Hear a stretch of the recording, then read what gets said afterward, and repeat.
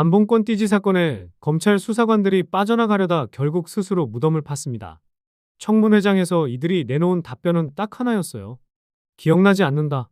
근데 이 말 방패가 아니라 오히려 스스로를 찌르는 칼이 돼 돌아왔습니다. 왜냐면 사라진 게 그냥 종이 한 장이 아니거든요. 바로 돈의 족보, 현금 출처를 추적할 수 있는 핵심 단서, 관봉권 띠지였습니다. 이게 없어졌다는 건 단순 실수일까요? 아니면 누군가 일부러 없애려 한 걸까요? 국민 입장에서는 당연히 의심할 수밖에 없죠. 게다가 수사관들이 들고 나온 건 짜여진 답안이었고, 그 안에는 남들 다 폐기해 같은 메모랑 욕설까지 적혀 있었습니다. 그냥 혼자 낙서한 거라는데? 글쎄요. 그렇게 보기엔 상황이 너무 수상했죠. 결국 이재명 대통령이 직접 나섰습니다. 검찰이 자기 사건을 스스로 수사하면 제대로 하겠냐는 겁니다. 그래서 특검 수사로 넘길 방법을 검토하라고 지시했습니다. 국민 눈높이에서 보면 이게 제대로 된 조치 아닐까요? 저는 이번 사건을 보면서 제일 먼저 이런 생각이 들었습니다. 왜 중요한 사건만 터지면 꼭 똑같은 패턴이 반복될까 하는 거예요. 국민 앞에서 진실을 밝히는 자리에 나와서 당당하게 설명하는 사람은 거의 없습니다. 대신 책임은 자꾸 아래로 떠넘기고 조직은 위로 올라갈수록 더 단단하게 문을 걸어 잠깁니다. 이번에도 결국 어린 수사관들이 방패막이 역할을 하게 된 거잖아요. 그런데 우리가 정말 바라는 건 간단하거든요. 누가 잘못했는지, 왜 그런 일이 일어났는지, 앞으로는 어떻게 막을 건지, 국민이 원하는 건 그 세 가지예요. 그런데 돌아오는 대답은 늘 변명뿐입니다. 저는 그래서 이번 사건이 단순히 띠지 유실이 아니라 검찰 조직의 오랜 병폐를 드러내는 상징적인 장면이라고 봅니다. 자기 식구는 감싸고 책임은 아래로 미루고 진실은 최대한 가려보려는 그 문화 말입니다. 그렇기 때문에 대통령이 특검을 언급한 건 단순히 사건 하나 때문이 아니라 이제는 이런 방식으로는 국민을 설득할 수 없다는 메시지를 던진 거라고 생각해요. 진실을 끝까지 밝히는 것. 그게 지금 우리 사회가 원하는 최소한의 정의니까요. 이재명 대통령을 응원하시는 분들은 구독과 좋아요 한 번씩만 부탁드립니다. 사건을 하나하나 짚어보자면 지난해 12월 서울남부지검이 이른바 건진법사 전성배 씨의 자택을 압수수색했을 때예요. 그 자리에서 현금 1억 6,500만 원이 나왔습니다. 그중 5천만 원은 관봉권이라고 부르는 새 지폐 다발이었습니다. 관봉권은 그냥 돈 뭉치가 아닙니다. 5만 원권 100장을 띠지로 묶고 그 묶음 10개를 비닐로 포장해 둔 거예요. 중요한 건 그 띠지의 돈의 출처를 추적할 수 있는 모든 정보가 기록돼 있다는 점입니다. 언제, 어느 은행, 어떤 기계, 어떤 직원이 포장했는지가 다 남아있죠. 쉽게 말해 돈의 DNA라고 할 수 있습니다. 그런데 이 띠지가 사라진 겁니다. 그 순간부터 이 돈이 어디서 흘러왔는지 확인할 길이 막혀버린 거죠. 그리고 그게 단순한 실수인지 아니면 누군가 일부러 없앤 건지 이게 지금 의혹의 핵심입니다. 그리고 9월 5일 국회 법사위 청문회가 열렸습니다. 그 자리에 당시 사건을 담당했던 남부지검 검사들과 수사관들이 증인으로 나왔어요.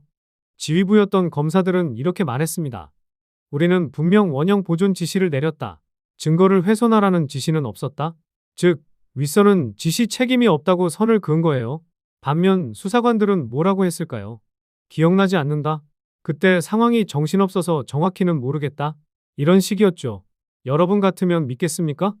게다가 이들이 준비해온 모범답안까지 공개되면서 파장은 더 커졌습니다. 거기에는 폐기는 모른다, 책임은 없다 같은 가이드라인과 함께 남들 다 폐기해 같은 수상쩍은 문구, 심지어 국회의원을 향한 욕설까지 적혀 있었죠. 솔직히 이쯤 되면 단순한 해프닝이 아니라는 생각이 들 수밖에 없어요. 누군가 시켜서 말 맞추기를 한 건지, 아니면 검찰 조직의 오래된 문화가 드러난 건지, 어느 쪽이든 국민이 납득할 수는 없겠죠. 그래서 결국 대통령이 직접 움직였습니다.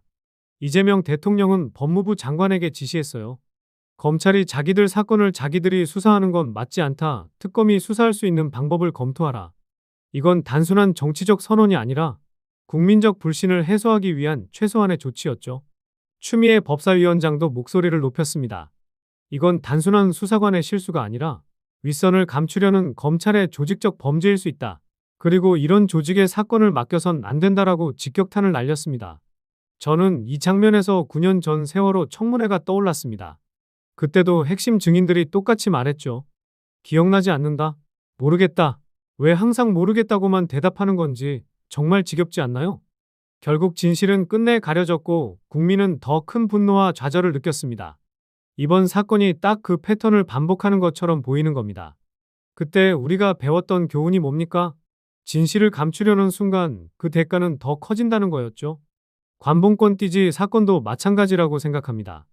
사실 이번 사건이 국민에게 더 큰 충격을 준 이유는 단순히 띠지가 사라졌다는 사실 때문만은 아니에요. 우리는 이미 과거에도 똑같은 패턴을 여러 번 봤기 때문입니다. 세월호 참사 때도 국정농단 사태 때도 중요한 순간마다 핵심 증인들은 기억나지 않는다, 모르겠다는 말로 버텼어요. 국민은 그 답변에서 진실을 보지 못했고 결국 특검과 탄핵 같은 극단적 상황까지 밀려갔죠. 이제 사람들은 모르쇠 답변이 나오면 자동으로 뭔가 감추는 게 있구나 하고 생각하게 됐어요. 이번 띠지 사건이 더 큰 불신으로 이어진 것도 바로 그 맥락 때문이에요. 정치적으로도 의미가 큽니다. 왜냐면 이 띠지가 사라진 현장이 단순한 수사실이 아니라 검찰 조직 내부였다는 점이에요. 검찰이 자기 식구를 지키기 위해 진실을 가릴 수 있다는 불신은 이미 오래전부터 있었는데 이번 사건은 그 의혹을 구체적으로 눈앞에 보여줬어요. 그래서 민주당을 비롯한 개혁 진영에서는 이제는 검찰개혁을 미룰 수 없다는 목소리가 더 커지고 있는 거예요. 제도적으로도 문제는 분명해요. 압수물 관리 체계가 여전히 수기 중심이고 사람 손에 의존한다는 거예요. 대규모 압수물이 몰릴 때 기록 누락이나 관리 부실이 생길 수밖에 없습니다. 선진국은 이미 전자 바코드, RFID 같은 시스템을 적용해 압수물 이동을 전부 기록으로 남기고 있어요. 그런데 우리는 아직도 종이에 의존하는 경우가 많다 보니 누가 언제 무엇을 어떻게 다뤘는지 투명하게 확인하기가 힘든 거예요. 저는 그래서 이번 사건이 단순히 띠지 하나 사라진 해프닝이 아니라고 봅니다. 이건 검찰이라는 조직의 구조적 문제, 그리고 우리 사회가 아직 바꾸지 못한 낡은 관행이 그대로 드러난 순간이에요. 국민은 더 이상 기억나지 않는다는 말에 속지 않습니다. 투명하게 기록하고 책임 있는 사람이 직접 나서서 설명하는 게 정상이에요. 그게 안 되니까 대통령까지 나서서 특검을 검토하라고 한 거겠죠. 결국 답은 명확합니다. 제대로 된 시스템을 갖추고 책임 있는 자리에 있는 사람들이 국민 앞에 당당히 서야 합니다. 그리고 조직이 스스로 진실을 감추려 들면 그 대가는 훨씬 더 큰 불신으로 돌아온다는 사실을 잊지 말아야 합니다. 이번 사건이 다시는 반복되지 않도록 제도와 문화가 함께 바뀌어야 한다고 생각합니다. 그게 진짜 검찰개혁이고 국민이 원하는 정의 아닐까요? 오늘 소식은 여기까지입니다. 앞으로 더 깜짝 놀랄 뉴스를 전달드릴 테니 구독과 좋아요 한 번씩만 부탁드립니다. 시청해 주셔서 감사합니다.